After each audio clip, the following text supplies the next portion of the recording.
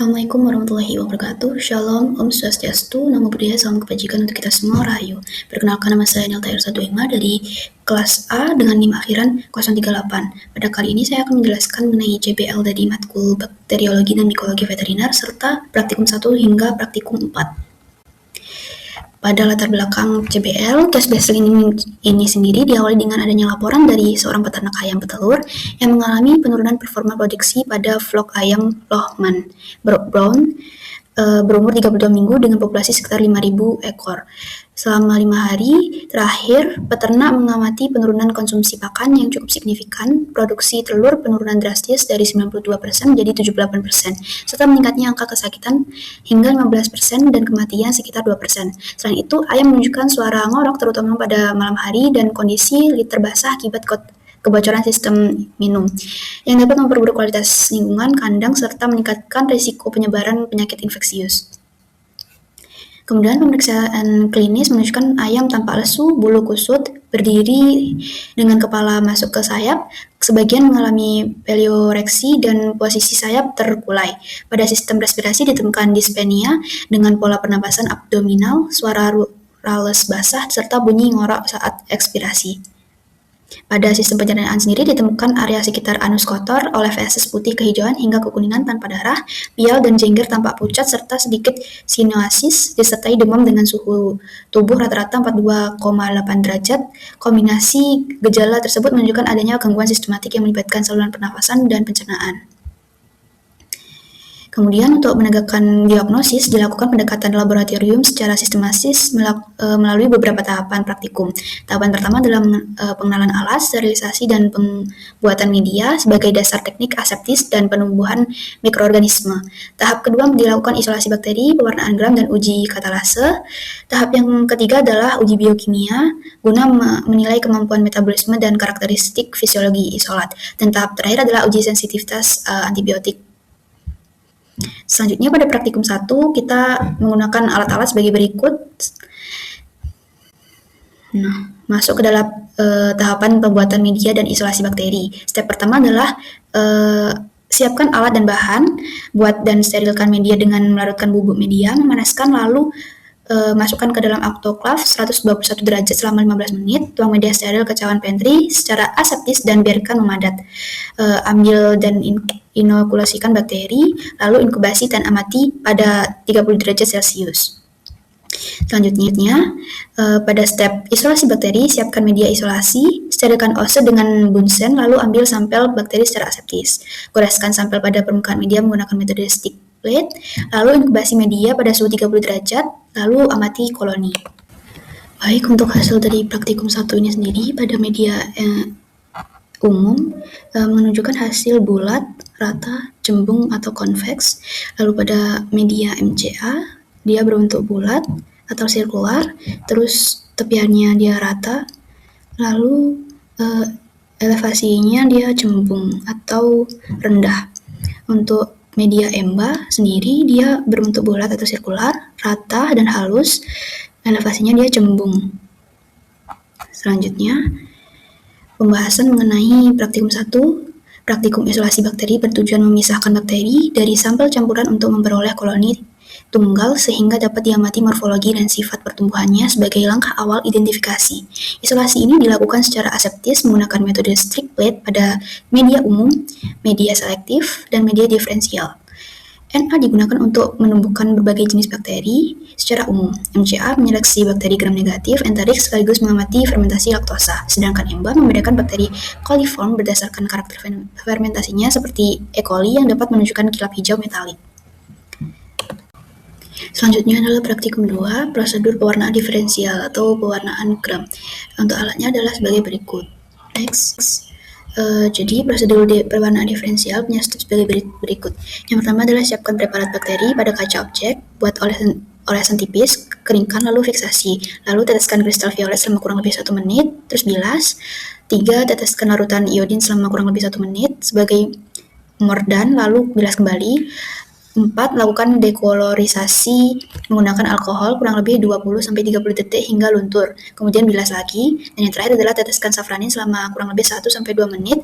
Bilas, keringkan, lalu amati di bawah mikroskop dengan minyak emersi. Untuk hasil pengamatannya sendiri, pada MCA dia bersifat gram negatif berbentuk basil, kemudian susunannya adalah monobasil. Untuk Na sendiri, sifat gramnya adalah positif, bentuknya basil, susunannya adalah monobasil dominan. Selanjutnya adalah praktikum 2 uji katalase. Barang-barang alat dan bahannya ada sebagai berikut. Lalu prosedur uji katalase sendiri, yang pertama adalah bersihkan kaca objek, lalu siapkan koloni bakteri menggunakan OSE steril. Letakkan sedikit koloni bakteri pada permukaan kaca, lalu teteskan 1-2 tetes larutan hidrogen peroksida H2O2 3% pada koloni. Amati reaksi yang terjadi secara langsung. Jika gelembung menunjukkan hasil katalase positif, sedangkan tidak ada gelembung menunjukkan katalase negatif. Hasil pengamatan sendiri, pada Na dia menghasilkan positif karena dia terdapat gelembung pada saat katalase. Kemudian pada proses MCA dia menghasilkan negatif karena dia tidak terdapat gelembung. Untuk pembahasannya sendiri, praktikum pewarnaan gram dan uji katalase bertujuan untuk mengidentifikasi karakteristik dasar bakteri melalui sifat dinding sel dan aktivitas enzimatiknya. Pada pewarnaan gram, bakteri dari Na menunjukkan gram positif berbentuk basil, sedangkan bakteri MCA menunjukkan gram negatif berbentuk basil. Perbedaan hasil ini disebabkan oleh struktur dinding sel bakteri, di mana gram positif memiliki lapisan peptidoglikan tebal yang mempertahankan kristal violet sehingga tampak ungu, sedangkan gram negatif memiliki lapisan peptidoglikan lebih tipis dan membran luar sehingga terdekolorisasi oleh alkohol lalu menyerap safranin menjadi merah muda. Selanjutnya adalah praktikum 3, uji biokimia dan gula-gula. Untuk alat dan bahannya sebagai berikut. Cara kerjanya sendiri, pada sugar iron agar, dia ambil islat bakteri secara aseptis, lalu inokulasikan dengan menusuk bagian dasar media atau bat dan menggoreskan permukaan miring, lalu inkubasi pada suhu 30 derajat sampai selama 18-24 jam, kemudian amati perubahan warna selan dan buat menggunakan gas serta adanya endapan hitam H2S. Untuk yang kedua adalah SIM, sulfite indol motility, digunakan osem jarum untuk steril. Ambil kultur bakteri lalu tusukkan lurus ke tengah media SIM hingga kurang lebih 3/4 bagian tabung. Inkubasi pada suhu 30 derajat Celcius selama 24 jam, tambahkan beberapa tetes reagen Kovac, lalu amati produksi H2S2. Lalu yang ketiga adalah MRVP. Inokulasikan bakteri ini ke media MRVP secara aseptis, kemudian inkubasi pada suhu 30 derajat Celcius selama 24 jam. Untuk uji MR, tambahkan indikator methyl red dan amati perubahan warna merah.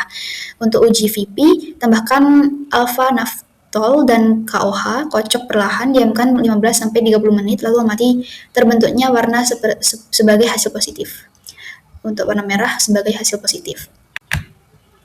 Kemudian hasil pengamatannya, yang pertama, selain atau permukaan kuning asid, bat dasar berwarna kuning, terus gasnya positif, terdapat sedikit pembentukan gas H2S-nya negatif, tidak terlihat endapan hitam pada bagian bat media. Untuk SIM, dia H2S-nya positif, ditandai dengan terbentuknya warna hitam pekat pada media. Untuk indolnya positif, motilitasnya positif, menunjukkan bakteri mampu bergerak. Untuk MR sendiri, dia positif, ditandai dengan perubahan warna menjadi merah yang menunjukkan terbentuknya asam campuran.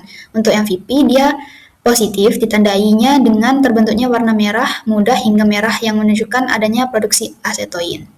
Next. Untuk hasil pengamatannya sendiri, pada uji glukosa, tidak terbentuk gas dalam tabung Durham, terus terjadi perubahan warna dari biru menjadi kuning atau transparan, menandakan positif, dan menandakan adanya fermentasi. Sementara pada sukrosa, dia positif, terjadi fermentasi dan terdapat gelembung dalam tabung Burham dan menunjukkan produksi gas. Untuk pembahasannya sendiri, pada media TSIA, bagian selan dan bat berwarna kuning menunjukkan bahwa isolat mampu memfermentasi glukosa serta laktosa atau sukrosa sehingga menghasilkan kondisi yang asam. Terdapat sedikit pembentukan gas, namun tidak ditemukan endapan hitam sehingga menunjukkan H2S dinyatakan negatif. Pada media SIM, isolat menunjukkan hasil positif untuk produksi sulfida, indol, dan motilitas yang ditandai warna hitam, cincin merah setelah reagen Kovac, serta penyebaran kekeruhan. Uji MR menghasilkan hasil positif dengan adanya perubahan warna merah stabil, menandakan terjadinya fermentasi asam campuran. Uji VP sendiri juga berhasil mendapatkan hasil positif karena terbentuknya warna merah setelah menambahkan alpha naftol dan KOH yang menunjukkan produksi asetoin melalui jalur butanediol. Secara keseluruhan, hasil ini menunjukkan bahwa bakteri memiliki kemampuan metabolik yang kompleks dalam fermentasi karbohidrat dan protein. Selanjutnya adalah praktikum 4 atau uji kepekaan terhadap bakteri terhadap antibiotik. Untuk alat-alatnya terdapat di layar. Selanjutnya adalah step kepekaan bakteri terhadap antibiotik. Yang pertama adalah ambil suspensi bakteri menggunakan swab steril secara aseptis. Usapkan swab secara merata ke seluruh permukaan media Muller, Hinton agar atau MHHA hingga homogen. Letakkan kertas cakram antibiotik pada permukaan media penggunaan pinset steril dengan jarak yang sesuai. Selanjutnya inkubasi cawan pada suhu 37 derajat Celcius selama 18 hingga 24 jam. Amati terbentuknya zona hambat di sekitar cakram antibiotik. Lalu ukur diameter zona hambat.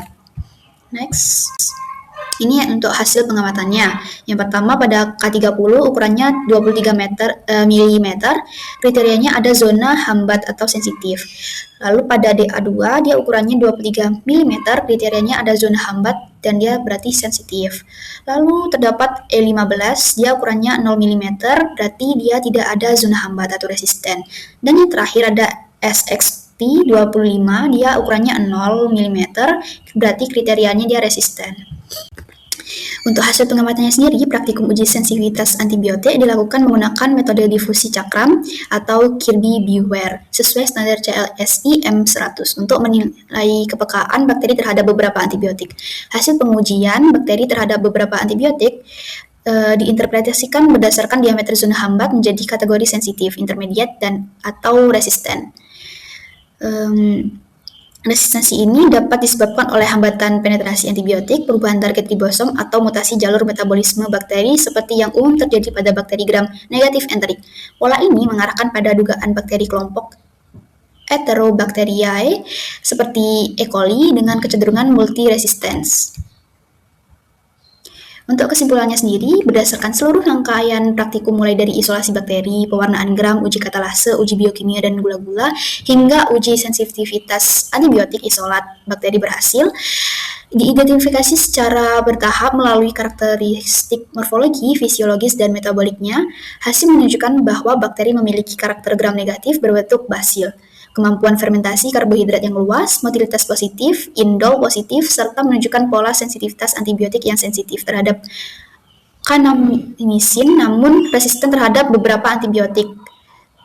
Kombinasi hasil tersebut mengarah pada dugaan kuat bahwa bakteri ini termasuk ke dalam kelompok Enterobacteriaceae, khususnya E. coli. Nah, secara keseluruhan pada praktikum ini menegaskan bahwa diidentifikasi memerlukan pendekatan laboratorium yang sistematis dan berurutan, diagnosis lebih akurat, sekaligus menunjukkan pentingnya uji sensitivitas antibiotik dalam menentukan terapi yang tepat serta pengembangan resistensi antimikrobal.